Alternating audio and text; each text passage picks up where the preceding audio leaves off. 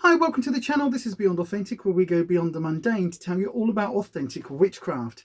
My name is Lisa, and in today's video I'm going to be talking all about the summer solstice, the midsummer, or Litha. So if that sounds like something you'll be interested in learning more about and how we celebrate, stay tuned.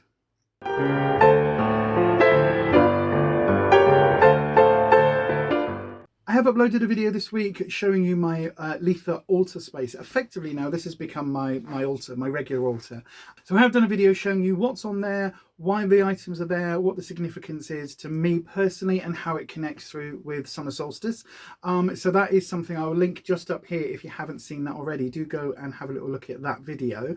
But while I was filming that, I did realize that some people might not know what the summer solstice is, and they might not know about the tradition. So I thought I would film a separate video all about that. So that's what we're going to talk about today. But the summer solstice is the longest day of the year. If you're in the northern hemisphere, so here in the UK, I'm in the northern hemisphere, it is the longest day of the year. If you are in the southern hemisphere, and so for you, June 21st will mark the shortest day. A lot of pagans and a lot of witches in the southern hemisphere will flip the dates, so they will celebrate winter solstice on June 21st, where we celebrate summer solstice. Some won't, some will just follow the sort of the British traditional kind of wheel of the year kind of thing. It really does vary between witches and different groups. So whatever works for you, do you. You do you, boo, as they say. So, okay, it's the longest day. So what does that matter? Well, historically, it was something that was seen to be a celebration. It was a celebration that now we're in full summer. We've got through the hardships of winter. We've got through the difficult lambing season. You know, all of the crops are up. Everything's there. We're not quite in the hard work season of harvesting. So we're not quite there yet, but we are starting to enjoy all of the proceeds of the field. So whether that is, you know, the animals, or whether that is the grain, whatever it is, you know, the fruit is on the trees, everything is in abundance at this time of year. So that was always a celebration. Now, one of the key things about the summer solstice is that it is a time of indulgence. So eat, drink and be merry is kind of, I know we use that in terms of Yuletide and sort of Christmastide holidays, but it's also really, really applicable here as well. This is the time where in a lot of traditions they acknowledge that the goddess is heavily pregnant. She's very, very fertile with new life. So this idea of there being lots of fertility, lots of new life. The be merry bit could also represent kind of, you know, a certain sensuality, sexuality. Blow, chicka, blow, blow. So if the traditional goddess is heavily pregnant at this time of year, what about the god? Where is the god in all of this? Well, for most of the British traditions, they celebrate the Oak King at this time of year. So the Oak King is the god that represents spring into summer.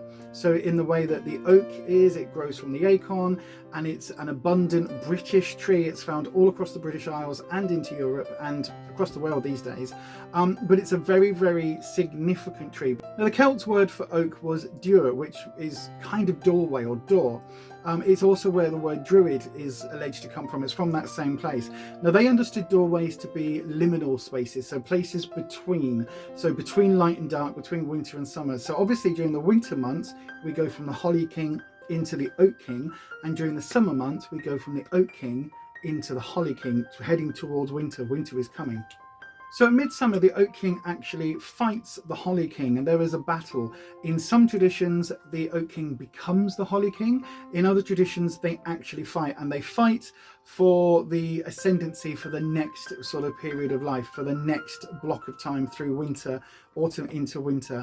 Now, oak is burnt, collected and honoured at this time of year. Now, we light the fires to mark the summer solstice with the oak, and we do that in honour and in remembrance of the Oak King's sacrifice, because the Oak King basically gives up his life so that winter may come, because it's understood that without winter there can't be another summer. In some European traditions, the bonfires are said to represent the casting out of evil spirits, or they represent protection against evil spirits, or they represent, you know, protection against other negative energies that might come to stop the crops from performing and create a bad harvest. In other traditions, they burn a bonfire to burn a witch. I know, right? Surprise. But in a lot of traditions, the fire is literally lit because without burning our bonfire, that great big ball of fire in the sky may not come again. And so there is that very much sort of macrocosm, microcosm element of old traditional witchcraft and old traditions. For most Wiccans, pagans and druids, and for a lot of witches, this day, the summer solstice, is a really important day for charging and for embracing that energy, because this is the longest day. This is the day when the sun is giving you all of its energy. And from a scientific point of view, this is also the day when the North Pole points the most direct at the sun. So it's a key day for a lot of different energies coming through, and it's a really good day to charge things, to re-embrace power, to feel that inner charge, to recharge your spirituality. And this is why in a lot of cultures there are monoliths or great big structures that are dedicated to the summer solstice energy and to the sunrise. Now obviously one of the most famous ones here in the UK is Stonehenge. You can see it just over my shoulder, and on the summer solstice, as the sun rises, it actually rises directly over the heel stone. And there is a lot of belief that this structure, that we probably will never understand, was built to honour the summer solstice, the winter solstice and the equinoxes, because it lines up really, really nicely with those time periods and the stars and the sun in the sky. In recent years, English Heritage has had a really hands-off approach to celebrants actually going to Stonehenge, and I've actually been there a couple of times myself, and it is the most amazing experience. Being around a few thousand people, I think these days the numbers are like 15, 20, 30,000 people, but across a wide area, and just all being there to honour the sun from lots of different traditions. So yes, the Druids are there, and there were lots of pagans there, Wiccans there, but there are people there of all different types and varieties that are there to honour the sun. And it was just the most amazing thing. As part of that hands-off approach, English Heritage did say that they don't want anybody to take recorded or amplified music into Stonehenge for the solstice, but you can take acoustic instruments, and that was just amazing. The drum circles that were there, the guitarists, the didgeridoos, you name it. If it was an instrument that you can bang, blow or strum, it was there in some form, and it was just amazing. Walking around the stones, being around all of those people that were just celebrating, they were dancing and singing, everything just felt really, really, really alive. Now obviously we all know what happened in 2020. English Heritage closed the site, but what they did instead was to put live feeds on all their social media, so you could live stream the sun coming up over the heel stone, and it was absolutely beautiful. They had interviews and little bits of music that was played. It was a really, really lovely time. Now this year they were planning on opening up, but obviously that's all been restricted again, but they will be doing that same live stream. So do check that out on all of their social media feeds if that is something that does appeal to you.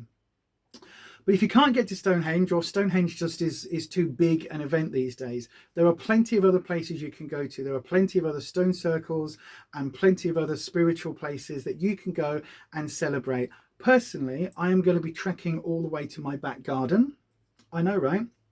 Well, I will have my metal cauldron, I will set some wood going, and I will have a little mini bonfire, and I will be sat there watching the sun come up in my own back garden. But I'm also going to have my tablet, because, you know, modern witch. I'll have my tablet and I will have the live stream on that from Stonehenge, and I'll dance around the garden, and the neighbours will probably be thinking, oh my god, she's got absolutely potty, and I am going to love it. Whether I see the sun coming up or not, whether it's cloudy, because invariably it can be a little bit cloudy here in the UK, you know what I'm saying? It can be a bit overcast when we want it to be crystal clear. But whatever happens, I will watch that sun come up, and I will partake in that same tradition, sitting vigil or dancing vigil, as people have done for centuries and for thousands of years. But across the world there are lots of other monoliths and temples that all line up with that same solstice sun, that same sort of sunrise energy. So it seems that it's been a really important part of our culture and many cultures on this planet pretty much for thousands and thousands and thousands of years. So then, if you want to celebrate summer solstice or Litha or Midsummer, whichever terminology you use, how can you do it? Well, one way is to decorate an altar, to bring in some oak sprigs into your home, or to like burn a fire using oak wood. Now I know what you're probably thinking, God Lisa, it's the middle of summer, why would I burn a fire? Well, you don't have to burn a massive bonfire. You can quite happily set your barbecue up during the day, and those coals can represent the bonfire. You can have some wood in it, that's absolutely fine. You can set a chimney going, or a fire pit if you want later in the evening. You don't have to have a bonfire as the sun rises. You can do this throughout the day. Another way of celebrating the summer solstice is to wear yellow, is to wear the colours of the sun. I'll be drinking out of this, which is just a Costa cup, but it's bright yellow and gold. And I'll probably be wearing this dress because, again, it is very much about honouring that sun and honouring that energy. Regardless of your faith or the path that you follow, the summer solstice is a really lovely time to do any kind of working or any kind of spell work that needs energy. So as I said, charging crystals, charging water, charging poppets, any kind of healing magic, any kind of sex magic. I know that in a lot of European countries, what we would call the maypole is erected at this time because of that heavily pregnant, fertile element of the goddess. So there's lots of different things that you can do on the summer solstice. But maybe you're not able to do a full celebration working, a full ritual. Maybe you're in the broom closet and it's not safe for you to do so, but you can still honour the energies of the summer solstice in your own way. Maybe wear a little bit of yellow. Maybe suggest a barbecue to cook your food that day rather than just sticking it in the oven or in the microwave. There are subtle ways that you can acknowledge that energy and acknowledge the solstice and be part of that celebration, even if you're not able to partake in a full-on ritual and bonfire and all of the gubbins. Do please let me know down in the comment section how you're going to be celebrating the summer solstice, whether you're doing a big ritual or just a little mini thing over here. I find it fascinating how, even though a lot of us are in very similar traditions or follow very similar traditions, we all do it in our own way, and that is the magic of witchcraft for me, and that's why I love this path. If you've enjoyed this video, please do give it a like, give it a thumbs up. That really helps me out here with YouTube's algorithm. Also, if you haven't already, why not click that subscribe button? I know, right, all the YouTubers say it, but at the moment YouTube is doing the YouTubey things and it's just kind of unsubscribing some people from some of the channels that they want to watch. So please do make sure that if you want to watch my content, that you've clicked that subscribe button and then go through and click the bell icon and change your notifications to all, and hopefully YouTube should notify you each and every time I upload a video.